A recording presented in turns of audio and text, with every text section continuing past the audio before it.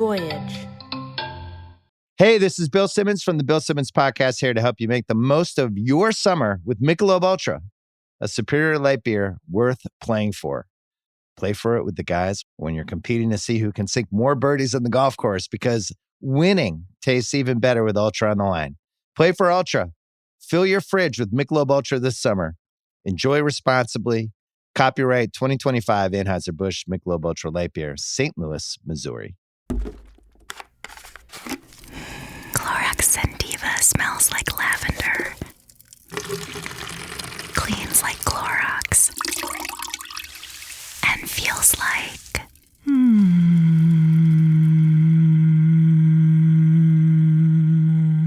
All right, that could go on for a while. Experience the long-lasting freshness of Clorox Sentiva. Available in Clorox Sentiva Lavender Scented Bleach. Use as directed. The #1 selling product of its kind with over 20 years of research and innovation. Botox Cosmetic, onabotulinum toxin A, is a prescription medicine used to temporarily make moderate to severe frown lines, crow's feet, and forehead lines look better in adults. Effects of Botox Cosmetic may spread hours to weeks after injection, causing serious symptoms. Alert your doctor right away as difficulty swallowing, speaking, breathing, eye problems, or muscle weakness may be a sign of a life-threatening condition. Patients with these conditions before injection are at highest risk. Don't receive Botox Cosmetic if you have a skin infection. Side effects may include allergic reactions, injection site pain, headache, eyebrow and eyelid drooping, and eyelid swelling. Allergic reactions can include rash, welts, asthma symptoms, and dizziness. Tell your doctor about medical history, muscle or nerve conditions including ALS or Lou Gehrig's disease, myasthenia gravis, or Lambert-Eaton syndrome, and medications, including botulinum toxins, as these may increase the risk of serious side effects. For full safety information, visit BotoxCosmetic.com or call 877-351-0300. See for yourself at BotoxCosmetic.com.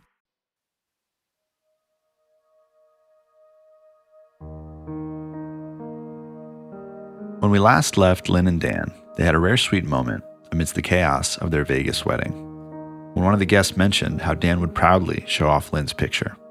It was a legitimate window into romantic love that existed between them on some level. But from there, things spiraled downwards. Memories of exactly what happened next are a bit fuzzy amidst the different wedding guests we spoke to, but everyone seems to agree there was a notable fall, almost a pratfall, at some point in the evening after the ceremony. It was a harbinger of what was to come on the wedding night. We go through the wedding, we go into some fancy restaurant in the Villaggio and have a private room. I think it was like a wine cellar room with this huge table. There are these series of doors that slide back into each other, you know. At the end of dinner, he stands up, Dan stands up, leans against the doorway. They all start closing. Behind them, in the restaurant, bottles are falling, the tables are going, chairs knocking over. Everybody who's sitting on the other side is just getting, like cascading, like something out of a comedy thing, really. He has to pay for all that liquor, all the bottles he breaks. After the ceremony, I happened to be hanging back a little bit with Dan. The private dining room and the main dining room were divided by a sliding glass wall. And so as we're leaving at the end of the dinner, Dan leans up against this sliding door, and it just, an accordion door, and it just, it folds in, and he is at a 90-degree angle in his black suit, and people on the other side of the thing are at their tables, and this is knocking over their tables and them and their wine and their food, and it was the craziest day I've ever witnessed myself. I do remember somebody falling into the false wall at the dinner, so that might have been Dan, yeah. They had the wedding in this fancy area, and they had it blocked off with like partitions. And Dan stood up to make a speech, leaned on the partition, and went flying through it. And on the other side are people dining. Oh my gosh! And everybody's falling. Oh, no. And this, my husband still is. It's his favorite memory of his life. And he's like, he said it was like slow-mo, and all these people on the other side are screaming and running out of the way, and it was like, oh. That seemed to cap off the night for Dan. What everyone agrees on is that this was when he left to go up to his room. He leaves before us and goes up to his room. She goes to join a little later. I don't know what took her a while, but she didn't go up to the room at the same time. He staggered off and went to the room. She gets to the room and he's locked in. He's passed out. She can hear him snoring. She can't get in. She goes to the front desk to say, I'm his wife. There's no record of her being on his room. He's had his room for business for the last 10 days. They won't let her in. So they had been staying, Dan had been staying in Vegas for a convention or something that week. So the room was in his name. They have the wedding. They come back. He gets so drunk. He goes and passes out in their hotel, their wedding night. And they won't let her in the room. Oh my gosh. Because it's her name. And they're like, this is Vegas. As if somebody hasn't done that before. Really? That's my husband. and they're like, and Lynn, oh, it was so terrible. Oh my gosh. And so she had to get Cheryl, I think, and Rick, for sure Cheryl, was trying at the front desk to get her somebody to open it up. And he's passed out with all of his clothes on. A reminder that Cheryl, Rick Peltz's wife, was one of Lynn's best friends, who is now deceased, so she could not participate in this podcast. She's an important figure in the story, though. Someone Lynn would confide in, tell things she may not have told anyone else, that we'll learn about later from the police report. She said he was so gone, he didn't even realize that he was married, let alone locking me out. Talk about red flags. There's way too many. I know. So, needless to say, here on their wedding night, he goes into his room, locks the door, passes out on the bed, and Lynn is stuck in the hallway. So, that's not the best night to spend as the first night as a married couple. She finally convinces one of the people at the desk, look, we just got married. I guess she can prove that they just, had the wedding reception in this little room that he destroyed. I don't know how she got in, but she ultimately got in. I'm standing out with two men trying to convince them that I'm just married him, and we can hear him snoring in the room. Terrible. If you may wonder what conversation might be had once Dan woke up between a wife who spent her wedding night locked out of the bridal suite and a husband who locked her out, you don't need to wonder, because Rick had breakfast with the newlyweds that very next morning with his wife, Cheryl. When we got to the table, I don't remember if we were there first or afterward, but I just remember cocktails were served almost instantly, probably mimosas. And that's the first I heard of this story was that morning. I don't think they pretended everything was okay. They shared with us what happened that morning. I think that Dan was a reasonable man when he was sober. I mean, I think he realized he screwed up. And he was basically blaming, hey, listen, I was drunk. I came in the room. I'm used to being by myself. I locked the door and it happened. And so in the morning, he realizes what he did. And I think he was trying to make amends. And I think I didn't sense any malice. I didn't sense that he was trying to tank the wedding. What I felt is that he could just not control his drinking, and it just got caught. He got caught up in it, and it ended up to be what it was. And it speaks for itself. What everything that it's transpired, but. I really felt when we had breakfast the next morning that he was apologetic to the way that the wedding went and felt bad for locking her out of the room, no doubt about it. Things started getting a little bit easier and they were much more amicable to each other throughout the breakfast. And at the end of the breakfast, it seemed like they were okay. Lynn tried to do the best she could. I'm sure she was embarrassed. She was laughing it off. Dan was apologetic. And obviously, we made it through the breakfast okay, and they were in a much better place after breakfast than when it started. The cure-all for all these events that happened during the wedding, Dan being drunk through the ceremony, taking a fall at the reception dinner, falling asleep and locking Lynn out of the bridal suite, was the aura of Las Vegas. Everyone we spoke to, even in light of what would later happen, had to admit that in the moment, It was hilarious. It was hilarious. That's why people the next day were like, that was the best wedding I have ever been to. Everybody thought it was a blast, that it was just so funny. By that time and after this, we began to look at him a little harder and say, this guy's got a problem, obviously. I'm vague about when they moved to Utah. It may have been as a result of this because, I'm raising my family in New Jersey. We flew out to Vegas, so I don't really remember whether she's in Utah yet or whether she's still in LA. we were able to figure out the timeline here by obtaining a copy of Lynn and Dan's marriage certificate. They were legally married in the state of Nevada, but listed their city and state as Draper, Utah at the time of their wedding, meaning they had already made the move from Los Angeles to Utah, where Dan's roots were, within the Mormon community of Utah. For two people who met in Los Angeles, who both were drinkers, who had more of a secular lifestyle, this was a big shift. Lynn didn't have any children. So we were told that the reason they were moving to Utah because he had family in Utah and he wanted to be closer to his family.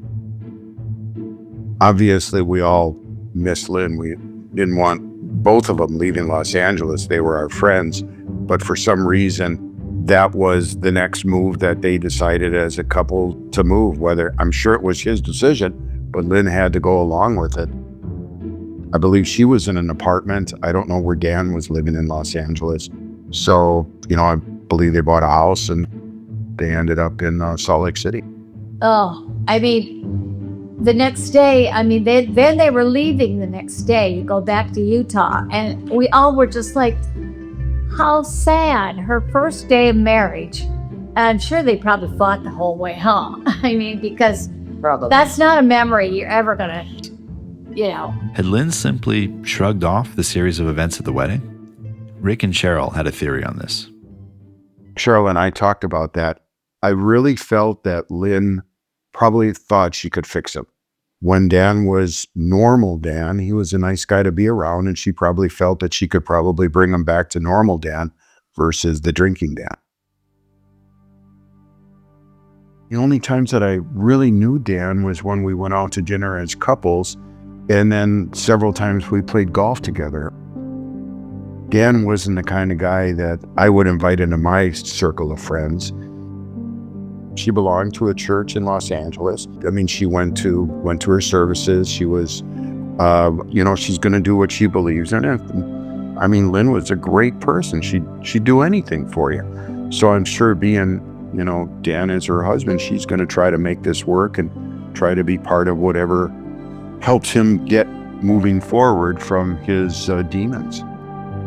Yeah. Because she always had the guys that she dated were always wrong for her. And she was always trying to fix them, help them. Yeah. Like should have been a nurse, some better way to use her skills. Exactly. Yeah, that's what it was. And she always was a do-giver. She always would give them the doubt. Whatever guy that she went with, we'd go, but really? And she's None of them were good enough for No. her, in our opinion. And she'd say things like, oh, but if you could see how he is with just the two of us. Which is always the worst line. Yeah. Because And it's like, really? How much better could he be? When I met Dan, he was totally against the Mormon church. He drank, he did everything that, Mormons don't believe in. And then off they went to Utah after they got married. I actually flew up there on a plane with Lynn with her cats because she had two cats and could only take one at a time. So I went with her. And I remember saying to her, why isn't Dan here flying with you with the second cat? And she said, well, he drove up with his son because he had some guns. And I go, what do you mean guns? And she said, I don't know. He had a couple of guns. I'm like, hunting rifles? What are we talking? And I don't know how aware she was of it at the time. But then when I heard after her death how many guns were in that house, I thought, you got to be kidding me. And Dan worked at a gun store or something previously, earlier in life. I had his resume, and it showed that he worked at a gun store, and I thought, oh, that's where all the gun infatuation comes from. How come you had his resume? I was working on my resume at the time, and he gave me his. He was like, here's an example of, some things you can, of ways to, get it to look, and, just that's how I got it. Lynn didn't know anyone in Utah. In Los Angeles, she had a ton of friends, something we'll hear about later at the end of this story. Lynn was also very much Catholic, and Dan was very much Mormon. How is this all going to work? So she introduces the idea that he's curious about getting back into it a little bit because his son and daughter are Mormon, and the grandchildren are Mormon. They're living there. He's seeing it around him, and he's beginning to say, in some ways this makes sense for us. Look at the way the lifestyle of LA's heathen, and he begins to talk like this to her, and she began to talk like that to me too. That she thought it was kind of now a healthier way to view life, and they were trying to eat cleaner, and not drinking had helped them. And she talked about free agency, and she explained to me what that was, and that was helpful. But I think in the meantime, he's slowly getting more and more kind of distracted with his fear of his job is kind of going to go away eventually. He's got to find something else to do. According to Marilyn, Lynn had a tendency to get inspired by the idea of a lifestyle change. I remember her being at someone's house. We were at a barbecue, and she was like, "Oh, I'm a vegetarian now. I just feel so much better not eating meat. I feel lighter and cleaner." And she'd go on and on and on. And then she smoked a joint, and then she ate a big burger.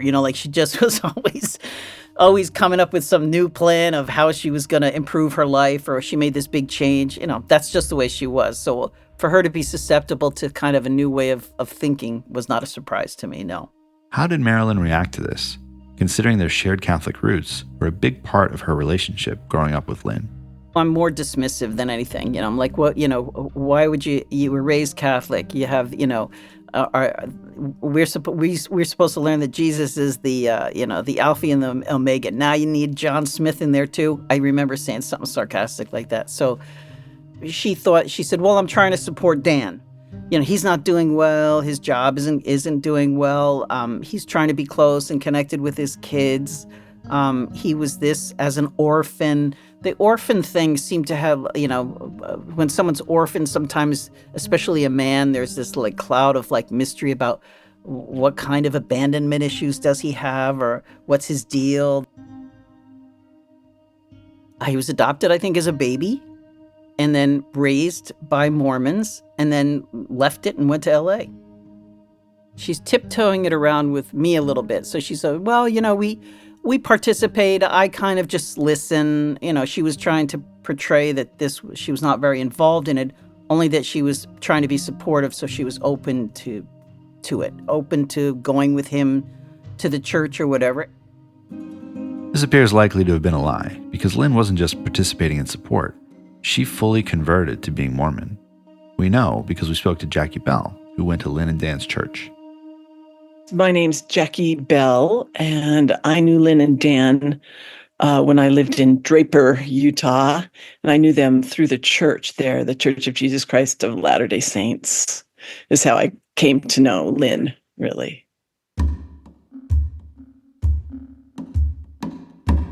The church has a program where you're assigned certain individuals that you kind of minister over and take care of, make sure they're okay, see if they need anything. And if my memory is correct, I believe Lynn was assigned to me. And so in that sense, I got to, kind of be her angel, reach out to her, know how she was doing. I knew Dan just from seeing him at church, and maybe I met him once at her house. I think I talked to him once when I came to pick her up or something like that. But primarily, I got to know Lynn. I recall that she was a convert and that she had a very strong testimony. I think she was a member, otherwise it wouldn't have been assigned to her. So she had already converted from Catholicism. And I imagine that she mentioned that to me, but it wasn't a big topic. She had a really strong faith in the church. That's what I knew. She really believed in Christ. She believed in the tenets of the gospel, the things that the Church of Jesus Christ of Latter-day Saints puts forth. She was strong in the gospel, in the understanding of Jesus Christ and the covenants you can make and, all the things that come along with being a member of the church. It was hard for Marilyn to reconcile Jackie's portrayal of Lynn as a devout Mormon with Marilyn's knowledge of Lynn as a Catholic Italian from New Jersey. I think it all was a little strange. My image of it would be like somebody like in witness protection trying to go and become a Mormon. She talked with a thick accent. I think there's a letter in the funeral letters that came in. A woman said, "The real estate market's really in the toilet," which is such a Jersey expression. She said everybody kind of thought that was so funny. Like no one would say that in a Mormon community. Yeah, she was liked, though. I think people saw how genuinely funny and nice and sweet she was, but she was a character. The Duff sisters, Lynn's friends from Los Angeles, were similarly kept in the dark and similarly had a tough time understanding this religious conversion Lynn underwent. We didn't know until after she died that she had converted. She finally agreed to go through with this whole, converting, but didn't want to do the whole baptism. And she's like, I think, in her mind, this was kind of, we think, her way of hanging on to her Catholicism if she didn't go through the whole thing. And she fought it for a long time. And then they're like, finally, one day, it was like a little kid, a kid's book. They're like, finally, Lynn said, okay, let's just get it over with. And they had a swimming pool. And she came over and everybody was so proud. Everybody clapped. And it was just like, she finally lost. They wore her down. The Duff sisters and Marilyn's perception of Lynn's connection to being Mormon is almost diametrically opposed to how Jackie recalls Lynn's Mormon faith. But everyone agrees that Lynn had a charm and warmth that won over whomever she was with. She just had this bright smile and a great sense of humor, twinkling eyes. She was very warm, interested in me. I was interested in her. She just... I wish I could tell specifics of her humor, but I always felt light and happy around her. She just had a loud voice and, not pulled back at all. You could tell she was a go-getter in her world. She dressed immaculately, impeccably, just very fashionable. And, I know that she was great at her real estate business. That was obvious. She was with Caldwell Realty, I think it's called. Anyway, a big realty company. And she just was at the top of the mark in terms of how she dressed and how she presented. She just seemed on top of the world, like she could handle anything. Jackie's memory of Dan is different in tone. I asked my husband, did we see him at church? Because I remembered Lynn, and then I got this memory of him, just kind of sullen, not very outgoing. Kind of, I'm a dancer, choreographer, mover, and he seemed like somebody who didn't move much. Was still kind of, just not, just kind of stuck or something. Marilyn's memory was that after the wedding, Lynn and Dan decided together to stop drinking. Around this time and soon after this wedding, it's like, look, we have to stop drinking. We're both of us. And she's going to do it with him to support him. I mean, she was a heavy drinker all her life, but she wasn't an alcoholic. You know, she didn't have a problem there. So she and he decide to stop drinking. So in theory, that sounds positive, right? After this wild wedding where alcohol was a major contributor in how things went, Dan and Lynn had seemingly decided together to both get sober, her doing it more in support of him. But that wasn't the real reason Dan stopped drinking. The real reason we found in the police report. As we mentioned, Cheryl Peltz, one of Lynn's closest confidants, is deceased, but her words are written into the police report. Lynn and Dan were married in April of 2003. Cheryl told Detective Olson of the Draper Police Department that in 2004, Lynn called her, quote, hysterical. She told the police that Lynn confided in her the reason she demanded Dan stop drinking or else she would leave him. Dan had pushed Lynn down the stairs.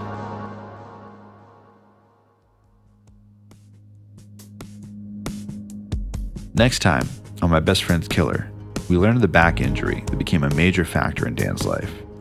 A visit from Cheryl and Rick to Dan and Lynn that ended in nightmarish fashion, and the increasing friction between the different worlds Lynn lived in.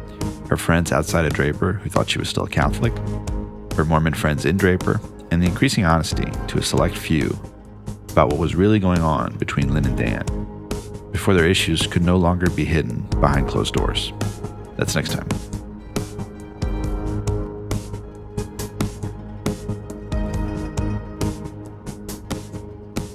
My Best Friend's Killer is a production of Voyage Media. The series is produced by Nat Mundell, Robert Midas, Dan Benamore, and Caitlin Brown. Executive produced by Marilyn Hotz. Reported, written, and lead produced by Dan Benamore.